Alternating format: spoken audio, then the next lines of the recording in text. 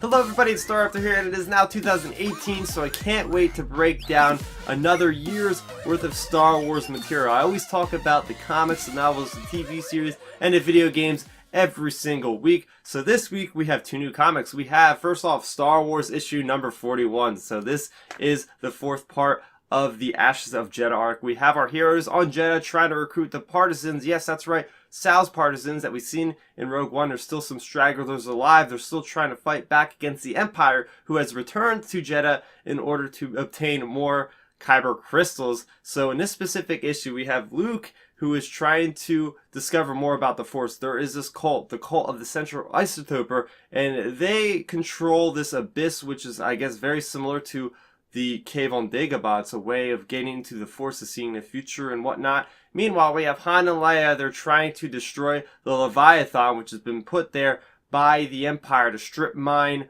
a massive amount of Kyber crystals. I mean, this thing is huge. It's supposedly the size of a continent. So that's basically what happened in this issue. So, getting into things I liked about this issue, the first thing I want to talk about is Han and Leia in a snowspeeder on a planet that isn't made of ice. So it's pretty cool seeing these different vehicles that we kind of automatically think they're in a very certain environment, but we see them in the middle of like a dust storm kind of thing on Jedha, flying around using a tow cable to extricate a member of the partisans before they got crushed by Leviathan. So that was pretty cool. Another thing I really enjoyed is just seeing Luke finally come to the realization that, look, he's got to put his quest of the Force on hold because he's in the middle of a war. He's got to actually help out his friends and really just try to be a better person in the rebellion. So we know after this ends with Return of the Jedi that he's going to go out on his own for 30 years and try to discover more things about the Force. So I think right now this is a turning point in this series, is now he's going to be more inclined of being part of, I guess, Rogue Squadron and whatnot. So I'm very much looking forward to that. Something I didn't really enjoy was just the lack of the Imperials in this issue. It seemed like every issue before this one, in this specific arc, we got a viewpoint of the characters that are aboard the Star Destroyer trying to orchestrate what's going on with the strip mining. So I'm very interested to see what they have to do, and I was disappointed not to see them in this issue. And the other comic that I mentioned is out this week is Star Wars Forces of Destiny Leia. This is a new miniseries, and every week IDW in January will be putting out another issue of Forces of Destiny, which will focus on a different female protagonist similar to the TV series. So it's really exciting. So this specific issue focuses on Leia, Han, and Hera Syndulla. They're at Echo Base on Hoth, and the shields go down, so they have to go out there on their tauntauns and scavenge and try to find the parts they need to fix and repair this before the Empire comes and destroys them. So things I liked about this issue is, first off, the cool art style. It really mimics the show and it does a good job in pairing the two together. I also liked the tone of this comic in comparison to the TV series. They both come in line as well. We have Leia, who's on a tauntaun. She falls off the tauntaun, and the tauntaun just doesn't agree with her, doesn't want Leia to be on top of the tauntaun riding this thing around.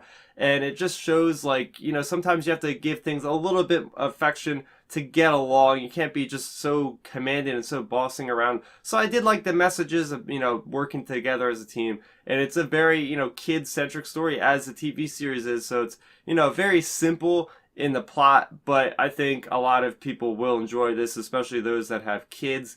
Things I didn't like about this is the use of the character Hera. I mean, she's just kind of in the background. We really don't get an explanation of, you know, what her skills are in this certain mission that would actually help the rebels out. She's just kind of there in the background and barely ever says a thing. And that, to me, kind of worries me about the character of Hera Syndulla. Are they watering her down? I mean, we've seen her at, you know, in Endor and Return of the Jedi. We've seen her in Yavin. She's all over the place, but, you know, are they using her too much? And that's what I worry about, because she's a really, really great character. And I guess you could make the argument that at this point in time, she's a general, so she's probably going to be around the rebels at their base on Hoth. So we'll see.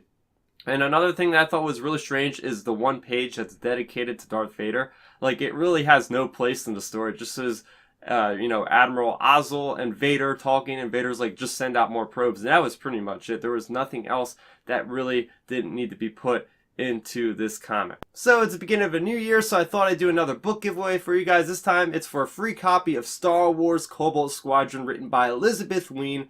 This follows the adventures of Rose and Paige Tico in the events prior to The Last Jedi. So it's very simple to win this book. First off, you have to live in the US. Second off, all you need to do is have a Twitter account. Follow me at Starrapter on Twitter and retweet my pinned tweet. I have all the rest of the details down there in the description, so make sure you check that out. So for next week, we have Darth Vader number 10, Forces of Destiny Rey, and Star Wars Adventures number 6, so make sure you come back next week to see what I have to say about that. So that is going to do it for another episode of This Week in Star Wars Canon. What did you guys think of Star Wars number 41? And did you enjoy Forces of Destiny? How about the TV series? Let's talk about that. Did you enjoy that TV series as well? Let's all talk about it in that comment section below. If you're new to the channel, welcome. Every week I do the same thing where I talk about the comics, the novels, anything that just ties into all the Star Wars lore. So make sure you are subscribed to the channel. I have also